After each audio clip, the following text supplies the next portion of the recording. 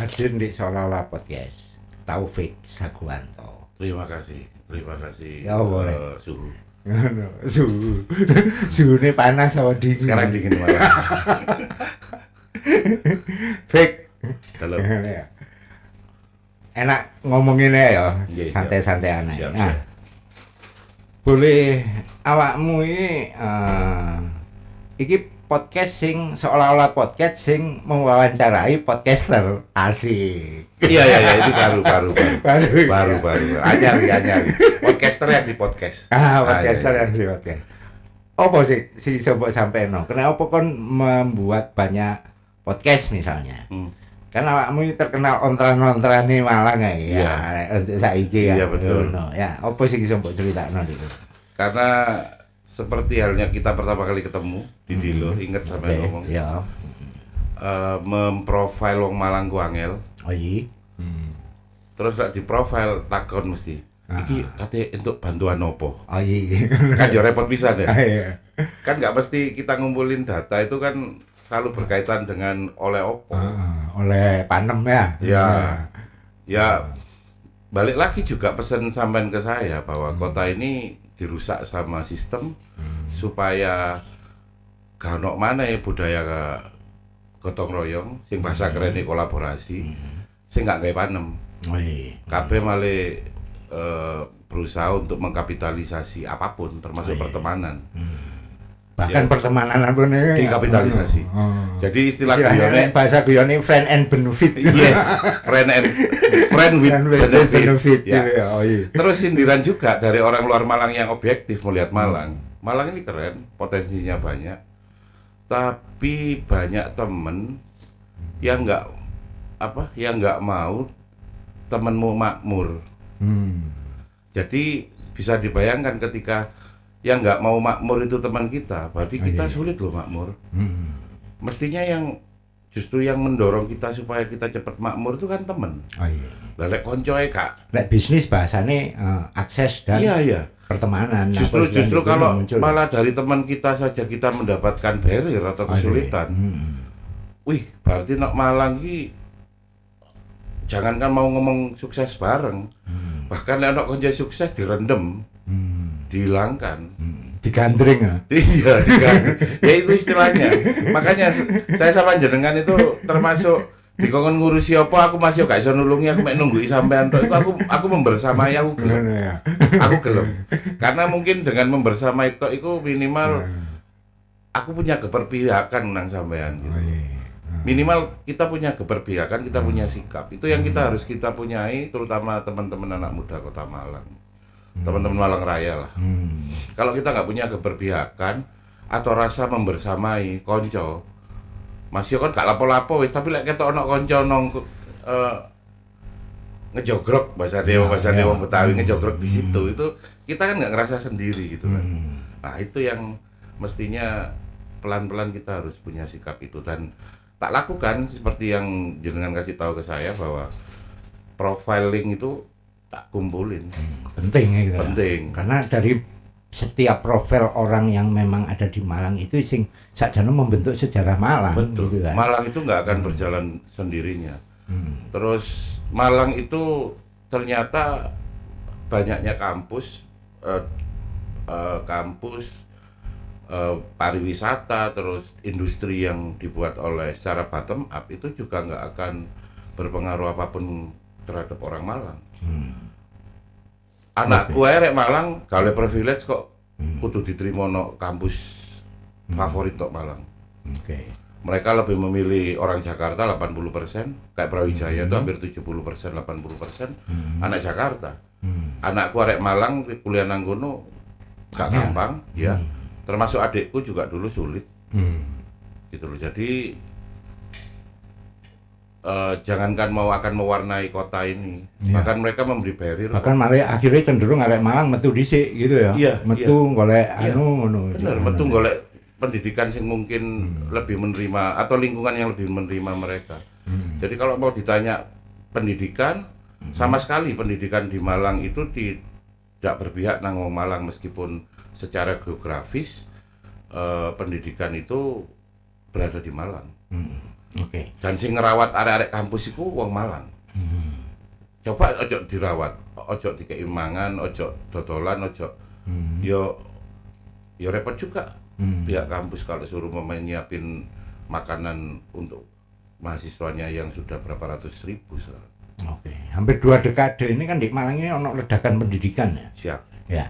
Ya. Nah, Kapitalisasi pendidikan. kapitalisasi pendidikan juga muncul misalnya dengan iku. Nah, konteksnya sakjane apa hal yang paling nyata misalnya yang merubah sekaligus yang bermanfaat di ini Malang dengan adanya ledakan pendidikan, hadirnya kampus puluhan di ini itu.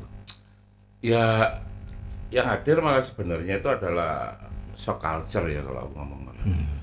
Saiki arek-arek lek biyen zamanku biyen teman-teman dari Blitar, dari Tulungagung itu kesini tetap ngomong peh, ngomong panggah, ngomong jingklong, meduk, pener, itu kan bahasa-bahasa mereka. Kalau sekarang mereka berusaha untuk ngomong lo gue gitu. Meskipun kita sebenarnya lebih pantas ngomong lo gue kan. Kita kan puluhan tahun di Jakarta gitu kan. Ya. Oke. Jadi apa ya, kita melihat bahwa sebenarnya nyaris gak ada apapun yang diciptakan oleh sistem kekuasaan Kota Malang sebagai kota pendidikan. Ya pendidikan untuk orang lain, bukan untuk kita. Terus kota pariwisata yang seperti apa? Pariwisata yang hanya memperkaya hotel-hotel bintang 3 ke atas. Terus makanan-makanan restoran-restoran mewah aja. Yang nggak berkaitan dengan mbok-mbok sing dodol jenang nok pasar. Oke. Gak ngaruh. Oke. Terus termasuk kalau pendidikan, pariwisata sama industri. Industri seperti apa? Industri yang mau seperti kota-kota Bawah Sidoarjo yang kemudian itu membuat polusi. Oke. Nggak ada sebenarnya. Malang ini nggak bisa kalaupun mau dibuat industri sebenarnya industri yang tidak merusak lingkungan. Contoh kayak jenengan ini industri art gallery, industri art performance, itu kan nggak kira merusak lingkungan. Industri film, industri musik, ya yang bisa Malang itu. Tapi kan pemerintahnya nggak memberikan dukungan itu. Oke, lek didelok to kok dasar ngono. Kini kan akhirnya kegelisahan-kegelisahannya misalnya yang terkumpul di WA group dan macam-macam ya di ruang-ruang ngopi dan macam-macam. Ono kesan sakjane.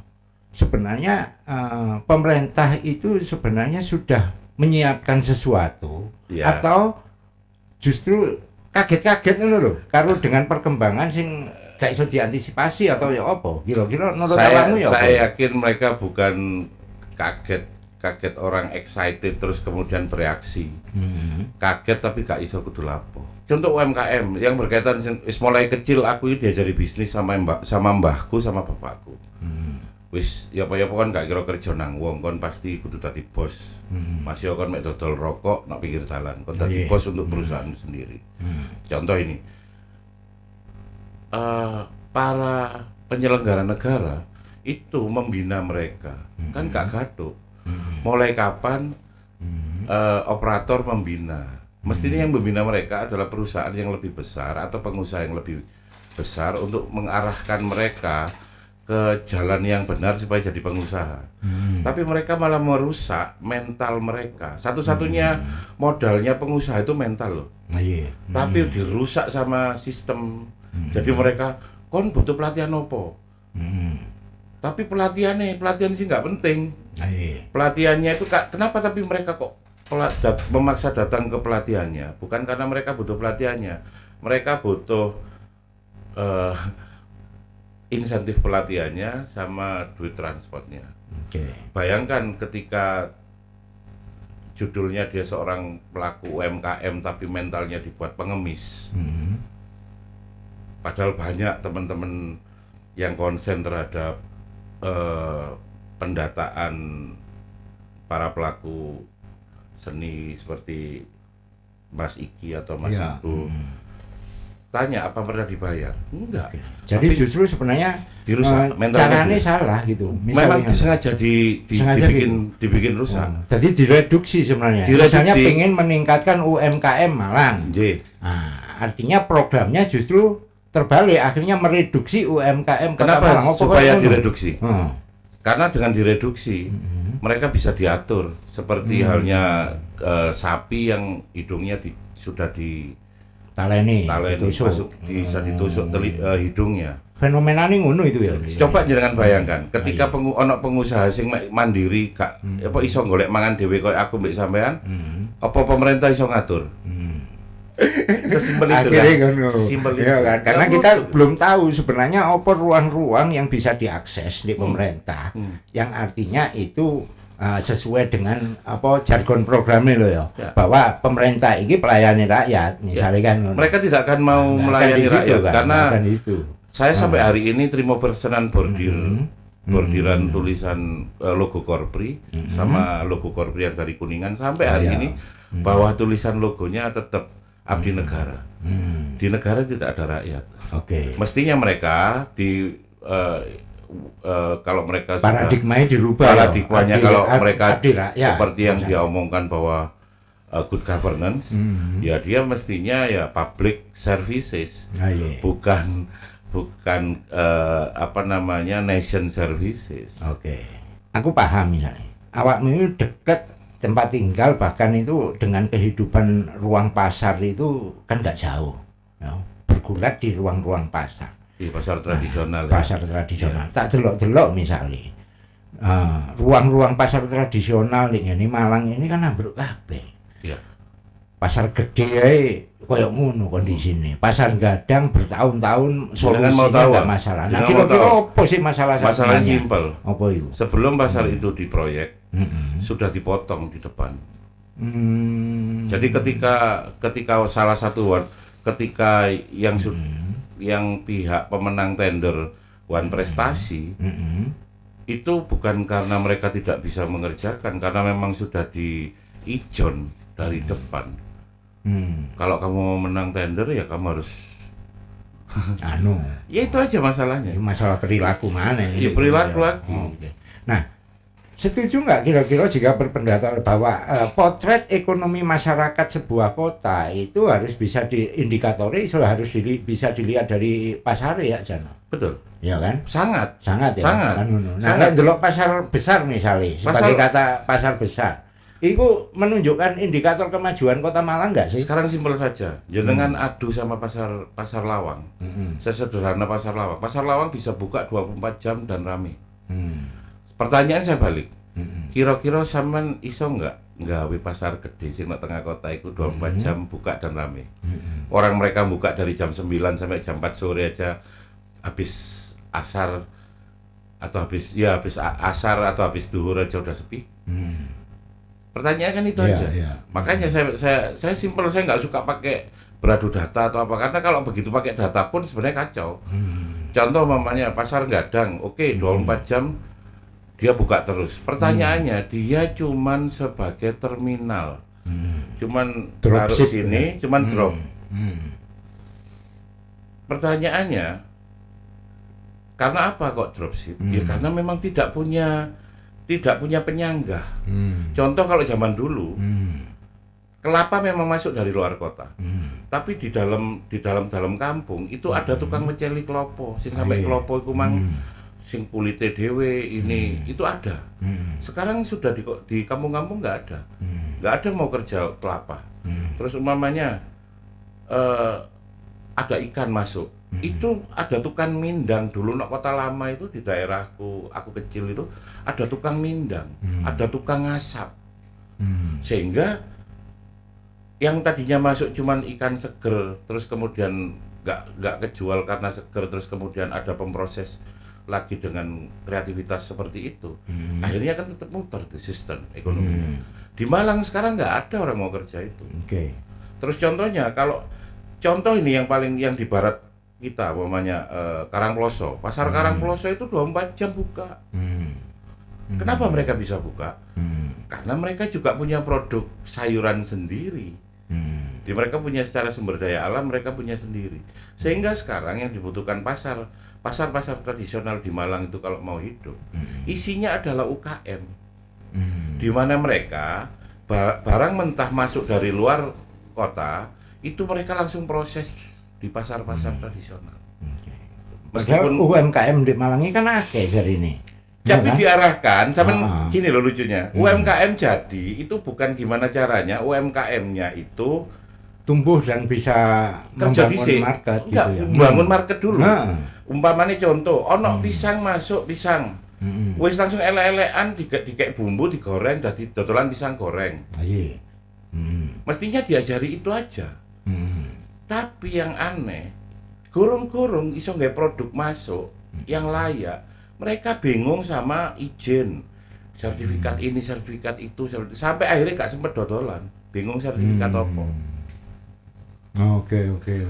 Saya baru mempatenkan produk saya itu begitu kami punya cabang di Jakarta, di banyak kota. Kami baru mempatenkan itu. Kami tidak pernah ribet sama urusan orang datang pertama itu. Mestinya you punya produk yang berkualitas dulu. Contoh punya produk berkualitas simple.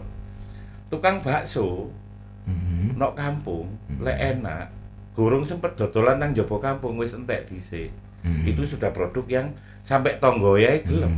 Iya. Sekarang pertanyaan Jadi serapane jelas. Kan ngono kan. Sekarang dibalik pertanyaannya, teman-teman sampean UKM, pelaku UKM sing duwe merek iki coba sampean tak nang ngene wong kampung, payu apa ora pertanyaannya. Oke. Enggak laku. Nah, formula idealnya ya apa saja misalnya nih. Ini ngomongnya karena bagaimanapun clear ini ya, misalnya ya, bahwa ekonomi kota itu harus bisa dilihat dari pasar. Kondisi pasarnya wis gak ono sing bener misalnya. Betul. Wis artinya wis gak layak lah. Ya. Dodolan gak enak, ya kan? Ya. Wong kate blonjo ya ribet. Ya. Ruang parkirnya gak ono di dalan kabeh misalnya ngono-ngono. Betul. Nah, penting nggak iki segaris misalnya menjadi prioritas supaya masyarakat Malang ini maju kabeh di bidang ekonomi terutama.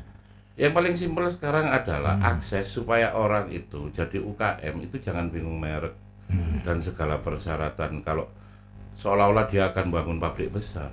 No, beda. Oke. Dia harus bisa membuat produk yang real, benar-benar diterima dulu. Mamanya dia jual bumbu pecel. Ono UKM jual bumbu pecel. Tapi harganya nggak masuk. Loh, tapi punyaku ini bagus Mas, kacang 100%. Loh. Meskipun sampean dicampur pakai ubi, bumbunya sampean dan rata-rata coba sampean tanya pemain pecel beneran, dicampur ubi. Bukan kacang beneran. Tapi enak. Sama kayak saus. Sampean tak tanya sekarang. Yang kalau sampean makan bakso Malang, enak nggak saus sing larang-larang Del Monte ABC atau saus sing teko pewarna kain? Enak mana? Enak pewarna kain. Kan? Itu maksud saya. Oke. Sedangkan orang kita itu bingung yang, loh ini punyaku asli Mas. Orang nggak ngurus asli, orang itu ngurus enak dimangan apa enggak. Jadi keserap apa enggak? Keserap apa tidak? Oke. Terus pasar itu rata-rata sebenarnya kalau zamanku dulu termasuk bapakku itu jualan di pasar tapi di rumah punya produksi. Orang-orang pasar sekarang rata-rata ya mek tukang dodol. Mereka tidak jadi produsen juga. Kelemahannya di situ. Itu aja kelemahannya. Jadi akeh pedagangnya timbang akeh produsen ini. Yes, padahal produsen berapapun itu akan habis kalau memang produknya berkualitas semua. Contoh di Jogja, yang jual apa namanya? Apa jenis? Apa? Itu loh, pia patok. Pia patok itu ratusan merek, tapi semua kejual. Ya, oke. Ya karena memang mereka benar-benar berangkat bareng dan berkomuniti bareng. Di pasar itu yang punya komuniti bagus itu pedagang perlengkapan tentara. Karena itu notabene si akeh-akeh dulurku. Produksinya Pak besmu ya kan? Ya. Meskipun sekarang sepupu semua produksi. Produksi kabeh ya. termasuk sudah nembus Bandung. Ngono. Tapi mereka akhirnya kenapa kok bisa besar? Oke. Karena mereka berkomuniti. Yang nggak disadari sama teman-teman sekarang. Community ku aku mbek sampean di kartu itu kok community, bukan. Community and power. Community sing duwe power. Empowering ya. Empowering. Jadi Oke. kalau community nggak punya power susah. Contoh, kita memangnya make stadion, waduh syaratnya wake. Tapi kalau kita punya community, terus kemudian kita dengan community kita neken, harus gratis. Kita Oke. tahu pemerintah itu nggak akan peduli sama kita kalau kita sendirian. Tapi kalau kita bersama-sama, ya dikeroyok, digeruduk teko ya pasti bisa. Dan memang tipikal kota Malang, iku kudu digeruduk. Dan semua kita itu harus menjadi sebuah community besar dan kuat, dan yang akhirnya punya bargaining power dengan pemerintah. Kalau Malang mek budal dewe-dewe gak direken, gak dianggap, karena mereka sibuk sendiri-sendiri. Oke. Wah, ini kan problemnya akhirnya hubungan masyarakat, misalnya yang kamu potret ini, hubungan antara masyarakat dengan pemerintah di satu sisi kan menjadi kayak ono handicap, ono barrier nih ini kono. Ya memang, Misalnya. memang kita kan dipecah. Memang kita dipecah. UKM ada UKM binaan kota, ada UKM yang komunitas. Jadi lek untuk binaannya berarti ya itu di luar tanggung jawabnya pemerintah Yes, misalnya ngono. itu pasti. Kenapa kok terjadi ngono itu? Ya karena memang dibuat seperti itu. Oke. Biar mereka mengkarantina yang diurusi gak banyak-banyak. Oke. Mestinya kalau saya ya yang nggak ikut dibina pemerintah bersatu langsung ya membuat ini meminta kemudahan versi kita. DPR itu kan wakil rakyat, ya kan? Ya. DPR itu yang kita pilih misalnya, sistem menyuruh kita memilih dia, Betul. ya kan? Untuk mewakili suara rakyat. Harusnya kan bisa menjembatani DPR nggak paham. seperti ini. Saya bisa pastikan DPR nggak paham. Oke, kenapa itu nggak paham itu? Ya, Padahal ya. kan tugas dan fungsinya wis clear misalnya. Ya Jembatani antara komunikasi antara masyarakat, apa yang disampaikan dengan masyarakat mereka kan dengan harus pemerintah. harus suara mereka kan juga harus dikolek, nggak mungkin satu. Oke. Nggak seperti satu senator di Amerika kemudian ketika dia ngomong enggak, pemerintah ya bingung. Ayo lah Pak Senator, sepakat ono. Di kita kan nggak bisa. Ya harus suara kolektif kan. Mereka juga harus suara kolektif. Jadi ngenteni mereka satu suara membela kita ya lebih mungkin kita satu suara untuk membela diri kita.